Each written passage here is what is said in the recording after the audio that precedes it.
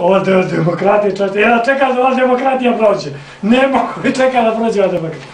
Dao sam im taj svoje izbirao rade, kao nepismen. I pazite sada, ko je to izvanredno potrebio? Ja sam na sudu sa gradonačelnom Cetinja, koji se zove Milo Janković. A taj veliki čovjek, koji je gradonačelnik, mislim ima veliko ime, grandiozno ime, on je sa Jankovića Krša. Simbolički je Janković Krš značajan zato što kada padne snijeg možete samo doći na Jankovića Krša, dalje ne možete, samo dotle do toga kamena, do tog bedema, ovo je velikosrpska pjesma, ne smijem da ne stavim. Krošit ćeš nogom možda pogledam, on drzneš i dalje čuće, o kakvi, neće više, čućeš groba, jel? I Milo Janković obraća se meni na konferenciji za štampu i pazite kako potrebljava ovo sa biroa rada gdje se potpisao prstom. Kaže, jedan novinar, jedan nebulozni novinar došao je ovdje na Cetinju da je priča koji, a on je nepismen što možete preveniti iz njegove rekomendacije. I ja, Milo Janković, je predan sudu, a jedinu stvar koju sam predao na sud, to je bio prvi razred osnovne i da sam bio odličan i da sam iz srpskog imao 5. Samo sam to predao, sudi sada čekam sa Milom Jankovićem. Znate što je on po struci? On je po struci, kada Mugoš operiše, on vam daje anesteziju. Da vam prevedem, 2 gradonačelnika upravo tako funkcionišu. Jedan operiše, Mugoš je skalpel zamijenio za grad Podgoricu i operiše po Podgorici maksimalno što nije mogu u sali iskomati nas, nagradi nas i ovu nakazu od ovoga, energetsku nakazu od ovoga stadiona postavio u centru. To je skalpel. A ovo je neko ko nam daje anesteziju. Anesteziolog. Završavam priču. Što je njega posebno isprovocirao? Ja sam rekao, gospodine Bože, anesteziolože, dozvolite da se obratim. I onda sam mu rekao, gospodine Janković, kako možete da vi uradite predizborni spot za DPS? Tako što ste u bilom mantilu i mazite pacijentu po hodniku. Ja vas pitam, gdje anesteziolog ide po hodnicima prije hirurške intervencije? Prvo. I drugo, zamislite, molim vas, da Toma Nikolić, koji je nekada bio grobar, isto u stvari radi u svojoj kampanji za Srpsko radikalnu stranku. To ne bi bilo uputno da se on pojavi. Kako se zakopao nekako. Znači, ovo se našao tu žestoko vređeni Brođan i rekao je za mene sjednica.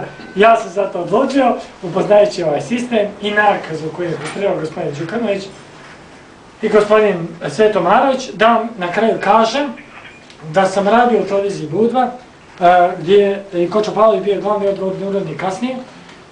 Gospodin Svetozar Marović, znači molim vas, prenesite ovo kako znate mir. Pozvao me telefonom. Ja sam sjedio sa gospođom Brankom Plamenac, koja je rođena sestra Danice Drašković, žene Vuka Draškovića. Gospodin Svetozar Marović je tražio, kada su svi gostovali u mojoj emisiji, da li on može da gostuje sljedeće. Rekao sam, kako da ne? I zapamtite, 2 sata, 3 sata, 5 sati, gospodine Maroviću, su vaši. A on izgleda rečenicu. Pošto sam zauzet u predizbornoj priči, da li možemo da snimemo emisiju? Ja sam bez uvrede, ljudi moji. Samo rekao, sačekajte gospodine Maroviću i uzeo ovako. Pišite, broj telefona gospodina Marka Novakovića, televizija Blue Moon je taj, i broj telefona Tamara Nikčević, Pink televizija je taj. Oni snimaju emisije, a ja ne snimam. On se zahvalio toplo, kao što uostalom najtoplije to uradio, kao i onaj lobby koji je napisao na naslovnoj stranici vijesti Đukić Makazama napao direktora Kentura. Ja sam tada sjedio u Podgorici kod svog oca i majke, inače Marko Kentura tada bio na ravnoj stranici i on najbolje zna da se to nikada nije desilo, tako. Zapamtite ovo, prvi čovjek elektrodistribucije Budva prilaze mi kod restorana Krstani Planovića gdje je Rajko Barović, koji je sjajno svirao harmoniku prije nego što je postao prvi čovjek morskog dobra, što ne kažem da ne svira, danas imao zdravstvenih problema, ja mu želim svako dobro, ja ću mu sve najljepše učiniti. On je proslavljao pobjedu 3 dana prije nego što je pobjeda bila. Pa sam, ni princesa Ksenija ne bi to uradila, jel? A onda sam, jer su taj motku koristili, to je mi će idu to jednom, čovjek, sjajan tip, koji je inače izvodio Lidiju uveče da je šetala grad i da je pričala o svojim ostvarenjima. Divan, kreativan ličan. I pazite ovo, prilazi mi čovjek kod Krsta Niklanovića, prvi čovjek elektrodistribucije vode. Znači, vi recite ovako, on će znati ko je. Kaže mi ovako, Svetozar Amarević ti je poručio da se nađete ili u nekom restoranu ili da se selo samog ugazi. Da se nađete ili u nekom restoranu ili da se nađete kod njega kući. I onda ponudio, tačno. I ja sam odgovorio ono što i vama kažem. Samo budala bi odbila tu ponudu. Evo ruka, prihvaćena. Ali, samo jedna ponuda sa moje strane, odmah sam prihvatio. Da, gospodin Svetozar Amarević sve to kaže u mojoj emisiji uživo. A ja ću da mu kažem, od ovoga trenutka više sam poslom raditi nešto vam volja za takvu ponudu, jer je Bog dao. Sada ljudi moji, nakon toga sam makar zaklao direktora, ja sam dao jednu izjavu RTCG koju su oni iskasapili ovako. Oni su rekli da sam ja napao direktora Makazama, a ja sam rekao. Direktor mi je prišao sljedeća, vidio sam makaze na stolu, ugodio sam makaze i zabao sam ih u vragu, a zatim brzom akcijom službe državne bezbjednosti i glavnog hirurga, gospodina Svetozara Amarevića, sprečeni su stravične posljedice, a izvještaj ide ovako. Ja sam ugodio makaze za sto i zabao moj grad, kraj. Drugi dio, nema, sjajno. Toni Zeko Vojtić ne bi mogao da uradi, zašto su oni Zeka doveli da ga ubijede, da i on pokuša nešto slično da uradi. Inače, Zeko Vojtić je jedan čovjek, jedan sjajno kreativan ličnost na čelove kreativne televizije.